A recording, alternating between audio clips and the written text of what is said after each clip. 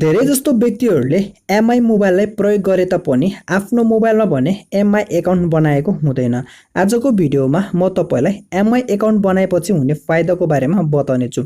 जब तपाईले MI account बनाउनुहुन्छ तपाईको मोबाइल हराए पनि तपाईले सजिलैसँग अन्य मोबाइल या ल्यापटप कम्प्युटरमा गएर तपाईको आफ्नो एमआई एकाउन्टलाई लगइन गरिसकेपछि तपाईको मोबाइल कहाँ छ त्यो तपाईले सजिलैसँग लोकेसन पत्ता लगाउन सक्नुहुन्छ र तपाईको मोबाइलमा भएको जति पनि फोटो, भिडियो र कन्ट्याक्ट नम्बरहरू त्यस्तै गरी अन्य डाटाहरू रहेको छ त्यो तपाईले सजिलैसँग डाउनलोड गर्न सक्नुहुन्छ। आजको भिडियोमा म तपाईलाई आफ्नो मोबाइलमा एमआई एकाउन्ट कसरी बनाउने भन्ने बारेमा बताउने छु। भिडियोलाई पुरा हेर्नु होला। भिडियोलाई सुरुवात गर्नुभन्दा पहिला म तपाईलाई एउटा रिक्वेस्ट गर्न चाहन्छु।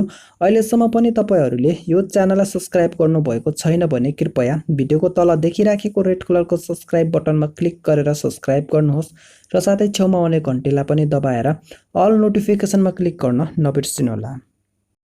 एमआई एकाउन्ट बनाउनको लागि तपाईले सबैभन्दा पहिला आफ्नो मोबाइलमा भएको सेटिङलाई ओपन गर्नुहोस् र त्यसपछि थोरै स्क्रोल डाउन गर्दै तलतिर आउनुहोस्।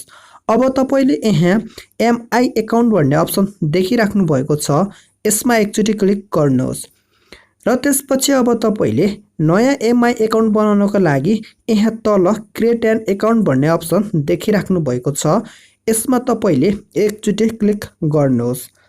अब तपाईले यो पेज पाउनुहुनेछ।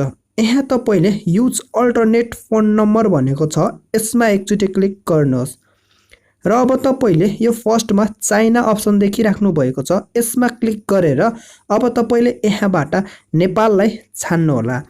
यसरी नेपाललाई सेलेक्ट गरिसकेपछि अब तपाईले यहाँ इन्टर फोन नम्बर भनेको छ, तपाईले आफ्नो फोन नम्बर यहाँ टाइप गर्नुहोस्। यसरी फोन नम्बर टाइप गरिसकेपछि यहाँ तल नेक्स्ट भन्ने अप्सन देखिराख्नु भएको छ, यसमा क्लिक गर्नुहोस् र अब तपाईले यहाँ इन्टर भेरिफिकेसन कोड भन्ने अप्सन देख्न सक्नुहुन्छ। तपाईको मोबाइलको मेसेज बक्समा भेरिफिकेसन कोड आइसकेको छ। अब तपाईले त्यो भेरिफिकेसन कोड यहाँ टाइप गर्नुहोस् र त्यसपछि यो भेरिफाईमा क्लिक गर्नुहोस् र अब तपाईको एमआई एकाउन्टको लागि अब तपाईले यहाँ एउटा पासवर्ड बनाउनु पर्ने हुन्छ। अब तपाईले पासवर्ड बनाउँदा फेरि जहिले पनि अङ्क, अक्षर र सिम्बल नम्बर टाइप गरेर बनाउनु होला र त्यसपछि सबैभन्दा तल यहाँ ओके अप्सन देख्न सक्नुहुन्छ, यसमा क्लिक गरेर ओके गरिदिनुहोस् र अब तपाईको एकाउन्ट क्रिएट भइसकेको छ। अब सबैभन्दा तल हेर्नु होला, यहाँ फिनिश्ड भन्ने अप्सन देख्न सक्नुहुन्छ, यसमा क्लिक गरेर यसलाई फिनिश्ड गरिदिनुहोस् र त्यसपछि अब तपाईले यहाँ गट इटमा क्लिक गर्नुहोस् र अब तपाईले यहाँ अलो भन्ने अप्सन देख्न सक्नुहुन्छ, यसमा क्लिक गरेर अलो गरिदिनु होला र अब तपाईले यहाँ फर्स्टमा युजर इन्फो भन्ने अप्सन देख्न सक्नुहुन्छ, यसमा एकचोटि क्लिक गर्नुहोस् र त्यसपछि सबैभन्दा फर्स्टमा प्रोफाइल फोटो भनेको छ, तपाईले यसमा क्लिक गर्नुहोस् र त्यसपछि अब तपाईले चुज फोटोमा क्लिक गरेर आफूलाई मनपर्ने कुनै एउटा फोटोलाई राख्नुहोस् र त्यसपछि यो नेममा क्लिक गर्नुहोस्। अब तपाईले यसमा भएको अङ्कलाई हटाएर आफ्नो नामलाई लेख्नु होला। यसरी तपाईले आफ्नो नाम लेखिसकेपछि अब तपाईले यहाँ ओके भन्ने अप्सन देख्न सक्नुहुन्छ, यसमा क्लिक गर्नुहोस् र त्यसपछि अब तपाईले यो जेन्डरमा क्लिक गरेर आफू मेल फिमेल के हो चुज गर्नुहोस् र त्यसपछि तपाईले यो बर्थडेमा क्लिक गरेर आफ्नो डेट अफ बर्थलाई सेलेक्ट गर्नुहोस्। यसरी तपाईले डेट अफ बर्थलाई सेलेक्ट गरिसकेपछि यसलाई ओके गर्नुहोस्। अब तपाईले एजुकेसनमा क्लिक गरेर आफ्नो एजुकेसनलाई सेलेक्ट गर्नुहोस् र अब तपाईले रिजन अप्सन देखिराख्नु भएको छ, यसमा एकचोटि क्लिक गर्नुहोस् र त्यसपछि अब तपाईले यहाँ स्क्रोल डाउन गर्दै जानु होला। अब तपाईले यहाँ नेपाल देख्न सक्नुहुन्छ, नेपाललाई सेलेक्ट गर्नुहोस्। यति गरिसकेपछि अब तपाईको पर्सनल इन्फो पनि कम्प्लिट भइसकेको छ। अब तपाईले एकचोटि यसलाई ब्याक गर्नुहोस्। अब तपाईले यहाँ एकाउन्ट सेक्युरिटी भन्ने अप्सन देखिराख्नु भएको छ, यसमा क्लिक गर्नुहोस्। अब तपाईले यहाँ इमेल अप्सन देखिराख्नु भएको छ, यसमा क्लिक गरेर तपाईले आफ्नो इमेललाई यहाँ एड गर्नुहोस्।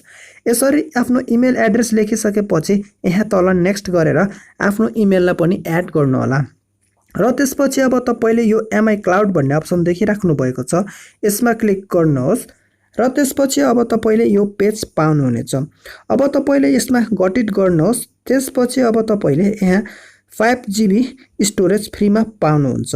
अब तपाईले यहाँ आफ्नो कन्ट्याक्ट नम्बर, मेसेज, त्यस्तै गरी ग्यालरीमा भएको जति पनि फोटो भिडियोहरू छ त्यसलाई तपाईले यहाँ सिंक गरेर राख्न सक्नुहुन्छ। त्यस्तै गरी यहाँ तपाईले फाइन्ड डिभाइस भन्ने अप्सन देख्न सक्नुहुन्छ। यो तपाईको अब अटोमेटिक रूपमै अन भइसकेको हुन्छ। यसको मतलब तपाईको मोबाइल हराए पनि अब तपाईले आफ्नो मोबाइलको लोकेसन सजिलोसँग अर्को मोबाइल या ल्यापटप कम्प्युटरमा गएर आफ्नो एमआई एकाउन्टलाई टाइप गरेर हेर्न सक्नुहुन्छ। त्यसको लागि तपाईले क्रोम ब्राउजरलाई ओपन गर्नुहोस् र यसको सर्च बारमा तपाईले टाइप गर्नुपर्ने हुन्छ i.mi.com। यसरी तपाईले i.mi.com टाइप गरिसकेपछि यसलाई सर्च गर्नुहोस् र अब तपाईले यहाँ तल sign in with MI account भन्ने अप्सन देख्न सक्नुहुन्छ। यसमा क्लिक गर्नुहोस् र अब तपाईले यसमा आफ्नो एमआई एकाउन्टलाई टाइप गर्नुहोस्। आफ्नो एमआई एकाउन्टलाई टाइप गरिसकेपछि यहाँ तल साइन इन अप्सन देख्न सक्नुहुन्छ। यसमा क्लिक गर्नुहोस्। अब तपाईले यो पेज पाउनुहुनेछ।